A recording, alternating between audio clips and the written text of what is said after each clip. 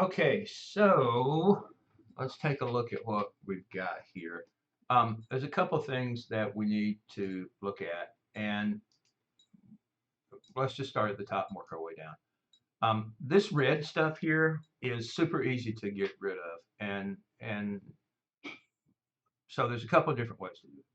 One way is to uh, create a solid color adjustment layer, and then actually let's not do that first. Let's pick our color, right?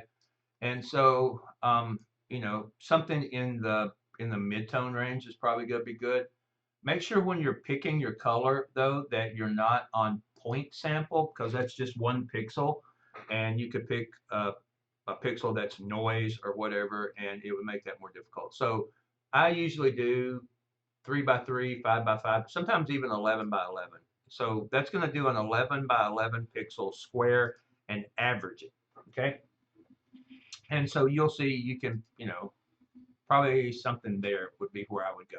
Okay. So now we've got that color pick.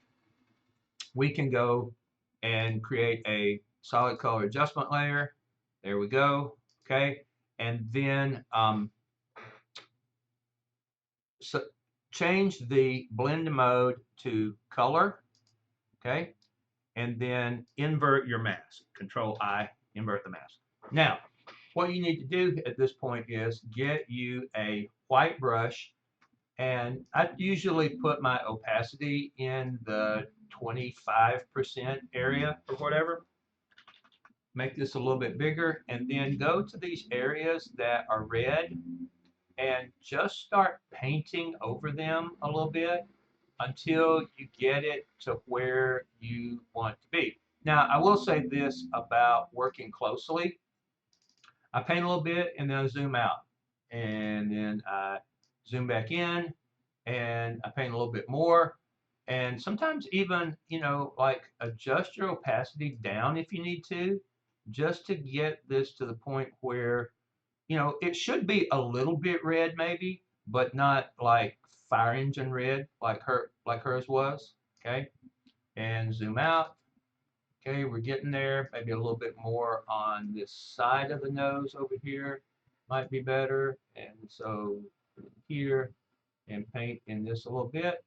And so once you get this sort of to where you think it should be, um, then, like before, after, before, after, way, way better, right?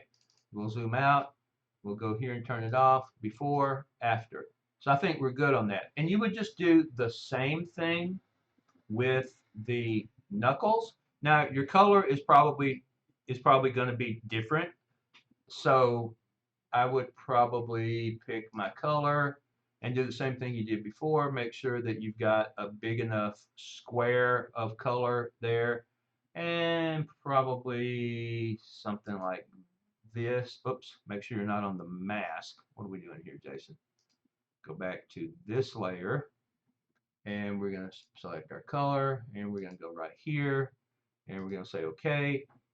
And then we are going to create another solid color adjustment layer, and we're going to say OK, and we are going to change the blend mode to color, and we are going to Control I and invert our mask.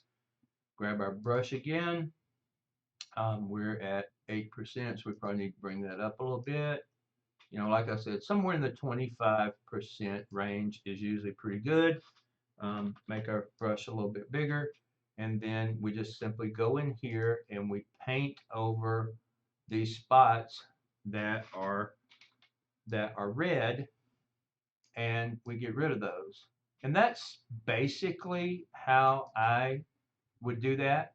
And I know it's a pain to like have to do that everywhere, but hey, if this was easy, everybody would be doing it. So, we do what we do, and it's up to you how much of that, how deeply into this do you want to go. Um, but that's how I would handle the redness. Again, we can look at it before, after, before, after. zoom out, always zoom out and check stuff at that level before, after, before, after. So that's how I would do that. And I would just go around her. You know, she's got some spots in different places, like this is a little red right here. Um, you know, you can check and see if your color, how close is the color going to be. We can probably use this layer right here, to be honest about it. That color is close enough. So just make sure you're clicked on your mask. Go and grab your brush tool again. We'll make it a little bit bigger for this area. And then just get in here and start painting over those red areas until, you know, until they look like, you know, you want them to look. And you can always do before and after. That looks pretty good to me. So that's how I would address the redness. And I mean, like, she really has a lot of places that you could do that, even on this elbow area right here.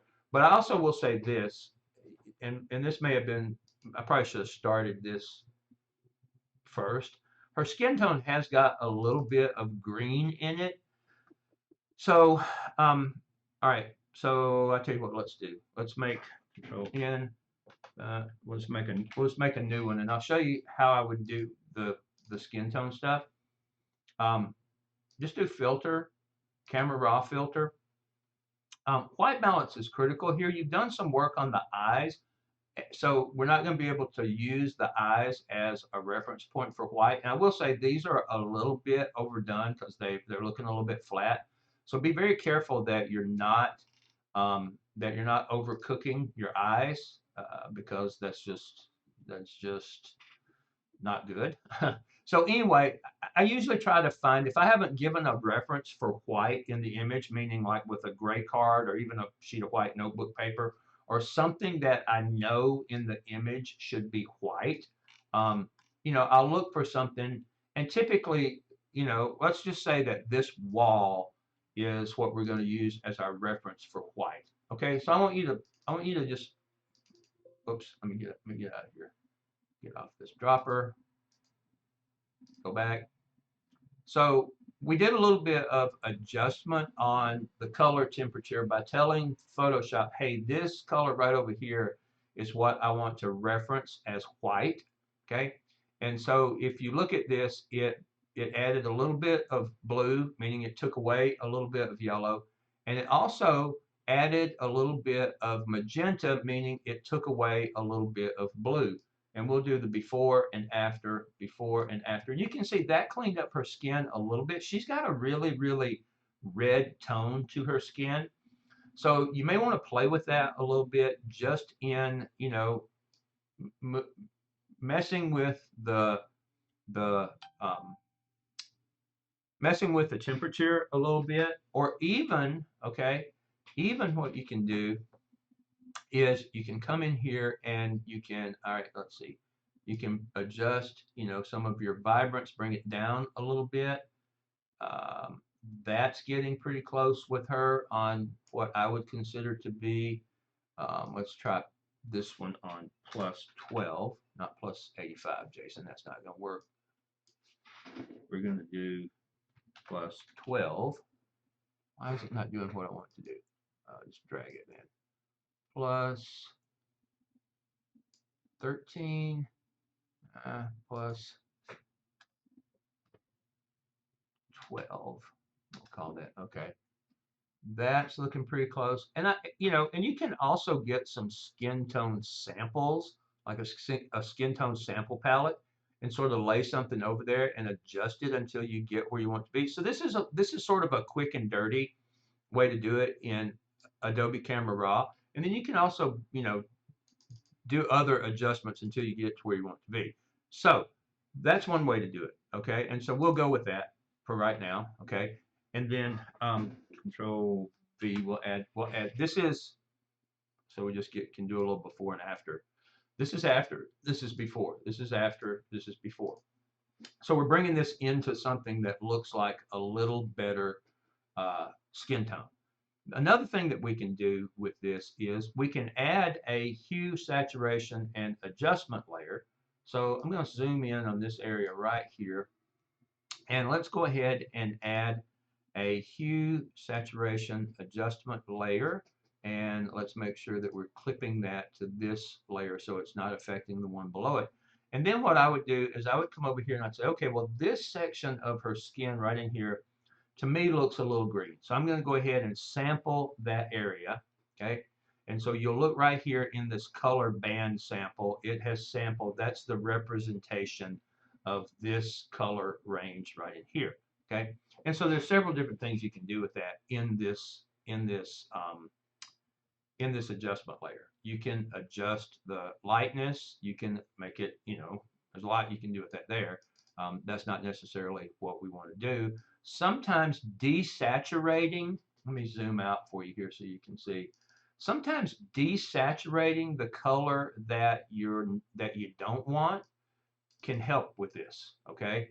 But the thing that you need to understand is when you desaturate these colors, you're desaturating all over the image.